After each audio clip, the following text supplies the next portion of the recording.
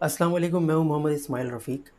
इस वीडियो में हम डिस्कस करेंगे कि हम किस तरीके से वैलिडेशन लगा सकते हैं अपने फॉर्म पर, अपने पेज आइटम पर, या फिर जो हमारे पास इंटरैक्टिव ग्रिड टाइप के फॉर्म होते हैं उस पर हम किस तरीके से वैलिडेशन लगा सकते हैं।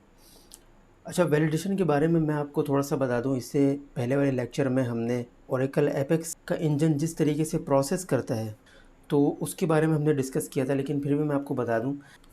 यानी कि जब हम अपने पेज को, अपने एप्लीकेशन के पेज को सबमिट करते हैं तो उसका, उस पेज का जो भी डाटा होता है, वो आइटम से रिलेटेड डाटा हो या फिर कोई इंटरेक्टिव ग्रिड हमारे पास हो, यानी कि कोई भी डाटा जो हमने क्रिएट किया है या मॉडिफाई किया है, वो सारे का सारा डाटा सर्वर पर सबमिट हो जाता है।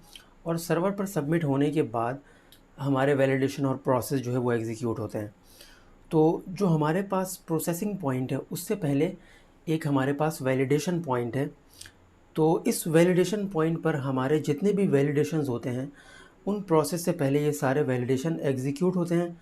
और उसके बाद अगर ये सारे वैलिडेशन वैलिडेट हो जाते हैं तो उसके बाद जो प्रोसेस है हमारे, जो हमने प्रोसेस लिखे हैं अपने पेज पर, वो सारे एग्जीक्यूट होते हैं।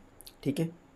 अच्छा, जब हम वैलिडेशन की बात करते हैं तो वैलिडेशन हम कई तरीके से बना सकते हैं। यानी कि वैलिडेशन की टाइप होती है, मिसाल के तौर पर जैसे कि आप देखें कि ये जो हमारा नेम है, प्रोजेक्ट का जो नेम है, तो प्रोजेक्ट के नेम पर ऑलरेडी एक वैलिडेशन लगी हुई है, बेसिक सी वैलिडेशन। जो सबसे बेसिक सी वैलिडेशन है वो क्या है, अगर हम इस नेम को देखें तो आप यहाँ पर देख सकते हैं कि इसमें एक वैलिडेशन लगी हुई है कि वैल्यू रिक्वायर्ड।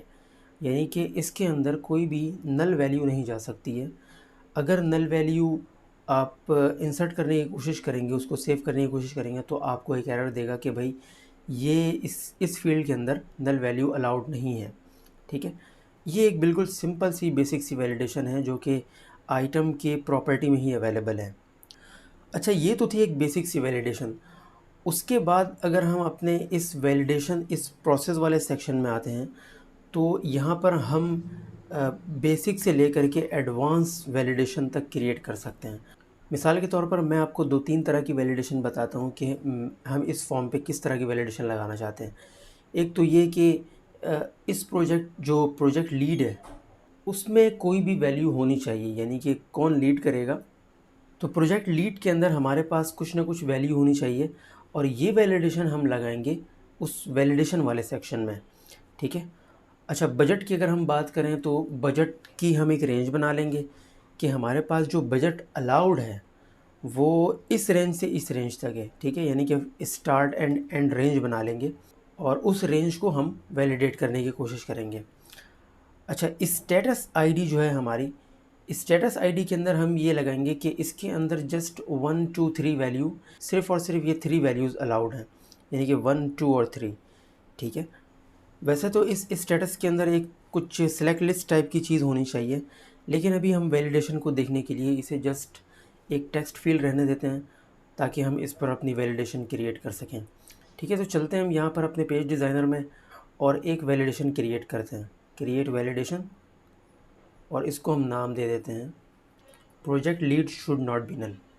और जस्ट हम यहाँ पर एक सिंपल सी एक टाइप सेलेक्ट कर लेते हैं। ये एक बिल्ट इन टाइप है, आइटम इज़ नॉट नल। और यहाँ पर हम वो आइटम बता देते हैं जिसे हमें वैलिडेट करना है। एक सेकंड चीज़ जो हमें लाजमी तौर पर बतानी होती है वो है एरर मैसेज। यानी कि अगर ये वैलिडेशन वैलिडेट नहीं होती है तो हमारे पास एरर मैसेज क्या आना चाहिए। तो हम यहाँ पर लिख देते हैं project lead should not be null. Okay, save and run. अब यहाँ पर अगर हम इस फील्ड को अगर ब्लैंक सेव करने की कोशिश करें तो आप देख सकते हैं कि यहाँ पर हमारे पास एक एरर आ रहा है जो कि बता रहा है कि project lead should not be null. इस आइटम पर भी इसने फोकस करके बताया है और यहाँ पर साइड में एक नोटिफिकेशन टाइप की चीज़ भी हमें शो कर रहा है। अच्छा, ये तो हो गई हमारी एक सिंपल सी वैलिडेशन। अब उसके बाद चलते हैं कि हम दूसरे टाइप की वैलिडेशन जो है वो किस तरीके से यूज़ कर सकते हैं। अब मिसाल के तौर पर जैसे कि मैंने आपको बताया कि हमारे पास जो बजट है उस बजट के अंदर हमें एक रेंज बता दें कि हमारे पास स्टार्टिंग बजट ये है और एंड बजट ये है, इससे कम नहीं होना चाहिए और इससे ज़्यादा नहीं होना चाहिए। ठीक है। तो इसका नाम एक लिख लेते हैं, वैलिडेट बजट।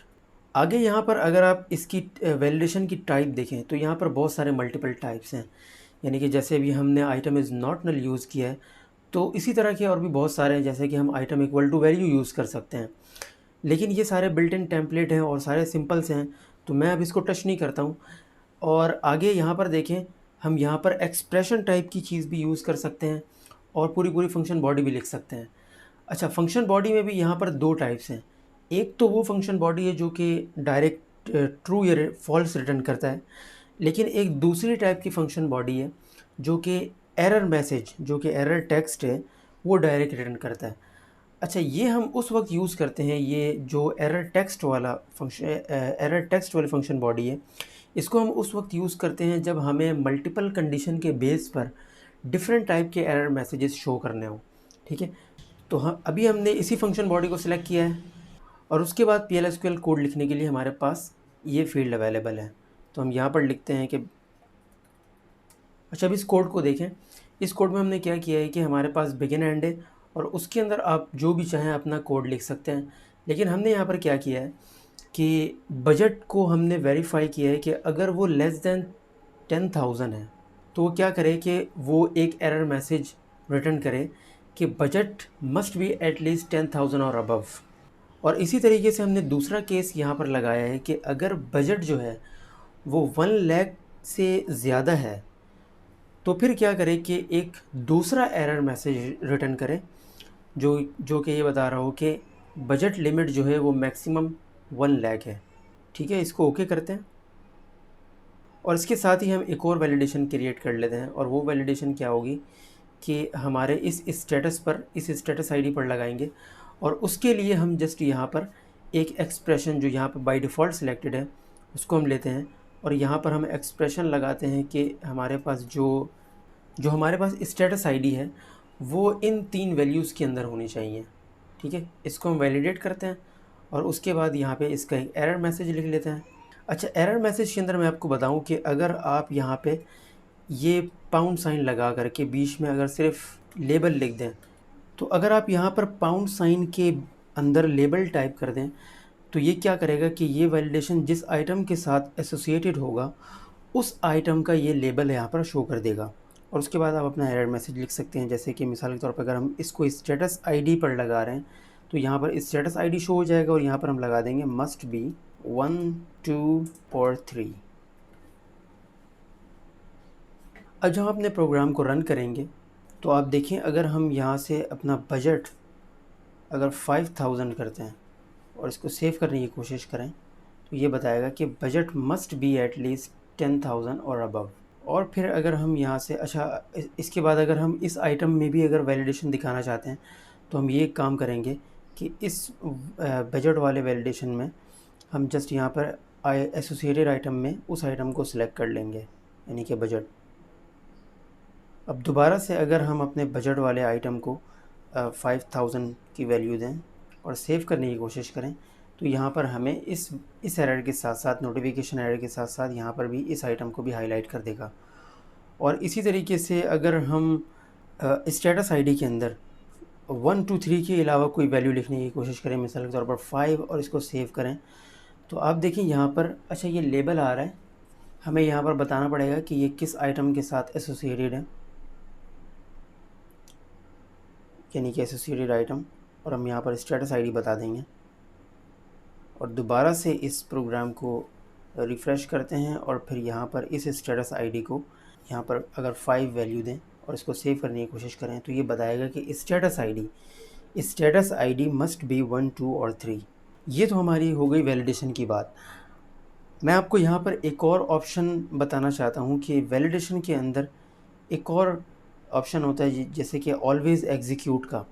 ये ऑलवेज़ एग्जीक्यूट का ऑप्शन जो होता है वो ये क्या करता है कि मिसाल के तौर पे आपने इस वैलिडेशन को बता दिया, ऑलवेज़ एग्जीक्यूट इसका ऑन कर दिया, तो अब ये क्या होगा, आपका पेज वो जब भी सबमिट होगा तो ये वैलिडेशन लाजमी तौर पर एग्जीक्यूट होगी।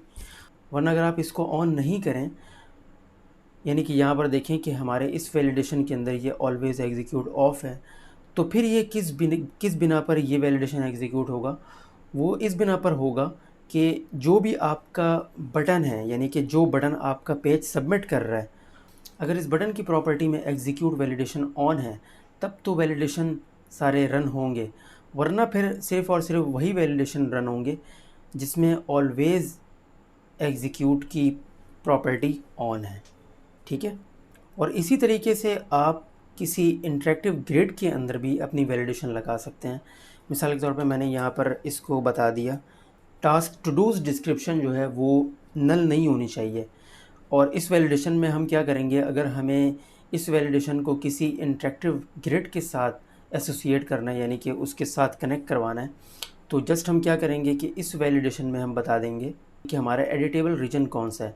तो हम यहाँ से टास्क टू डू सेलेक्ट कर लेते हैं और फिर यहाँ से जस्ट हम ले लेते हैं कि item column is not null. अब यहाँ पर आप देखें कि यहाँ पर ये कॉलम इज़ नॉट नल बता रहा है, तो column is not null select करेंगे और यहाँ पर जस्ट हम बता देंगे कि डिस्क्रिप्शन जो है वो हमारी नल नहीं होनी चाहिए।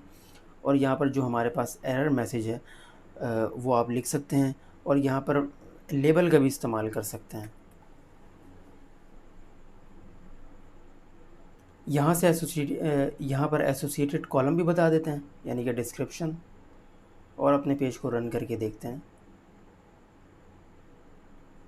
यानी कि अगर इस रिकॉर्ड को हम डुप्लिकेट कर लें और यहाँ से जस्ट डिस्क्रिप्शन को रिमूव कर दें, तो रिमूव करने के बाद अगर हम इसे सेव करने की कोशिश करेंगे तो ये बताएगा कि description should not be null. तो इस वीडियो में हमने जो चीज़ें वैलिडेशन से रिलेटेड समझने की कोशिश की हैं, उम्मीद है वो सारी चीज़ें समझ में आई होंगी। आज की वीडियो हम यहाँ पर एंड करते हैं और इंशाल्लाह मिलते हैं नेक्स्ट वीडियो में। Thank you.